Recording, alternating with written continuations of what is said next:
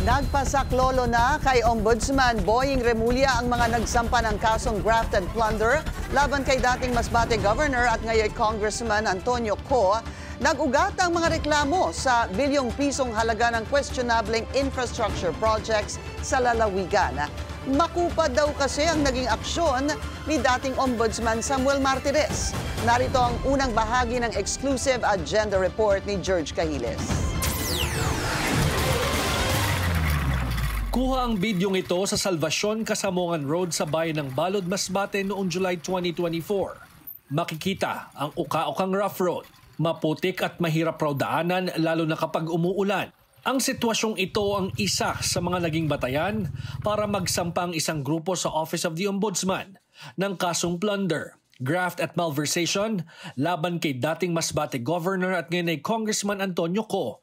at ilan pang matataas na opisyal ng provincial government. Bahagi raw kasi ang kalsadang ito ng rehabilitation and regraveling project ng LGU noong October 2022. Sa mga dokumentong nakalap ng Billionaire News Channel, isa ang Salvacion Casamongan Road sa 23 road projects ng Masbate Provincial Government noong 2022 na na-award sa kumpanyang 4J Construction.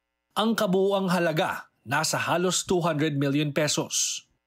Marami po ito sa iba't ibang munisipyo doon sa amin sa lalawigan ng Masbate na aming sinuri. Napag-alaman namin ito na may mga nakalang milyon na pondo. So nang masuri namin ito, nakita namin na walang bakas na trabaho. Iba't ibang proyekto pa ang sinilip ng grupo at umabot sa 28 kaso ang naisampa nila laban kay Co sa Ombudsman mula January 2023 hanggang August 2024. Ang kabuuang halaga ng mga proyekto nasa higit 1.2 billion pesos. Sa kabila ng kahon-kahong ebidensyang kanilang dinala, mabagal raw ang pag-usad ng kanilang reklamo. Kaya naman noong October 15, isang sulat ang kanilang ipinadala sa bagong talagang ombudsman na si Jesus Crispin Remulla na sana'y aksyonan ang kanilang reklamo. Sa sulat, ipinarating nila ang kanilang pagkadismaya sa kakulangan ng aksyon sa ilalim ng termino ni Ombudsman Samuel Martires. Anila, sa bigat ng kanilang reklamo, inendorso pa lamang ang ilan sa mga ito sa Fraud Audit Office ng Commission on Audit. Wala pang sagot ang mga bagong opisyal sa Office of the Ombudsman hinggil sa estado ng mga isinampang kaso laban kay dating Governor Co. Kaming umaasa ang taong bayan sa Masbate ng mga kasong isinampa namin ay sana mabigyan ng patarungan, justisya para sa kanilang paghihirap na kung saan ay buwis din ang nakataya.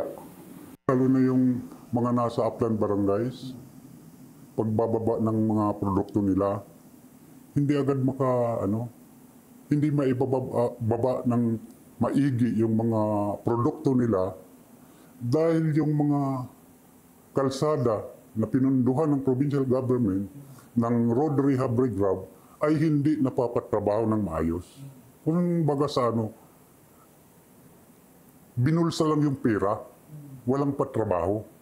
Sa isang pahayag, sinabi ng kampo ni Co na ang mga inirereklamong proyekto sa Ombudsman ay hindi na-flag ng COA sa mga report nito at nanindigan na politically motivated ang mga kaso.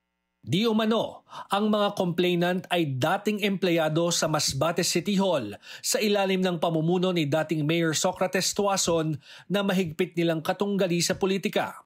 Itinanggi naman ng mga Tuason ang bintang ng kampo ni dating Governor Co. Pinabulaanan din ng mga complainant na may politiko sa likod ng pagsasampa nila ng kaso. Para sa agenda, George Cahiles, Billionaire News Channel.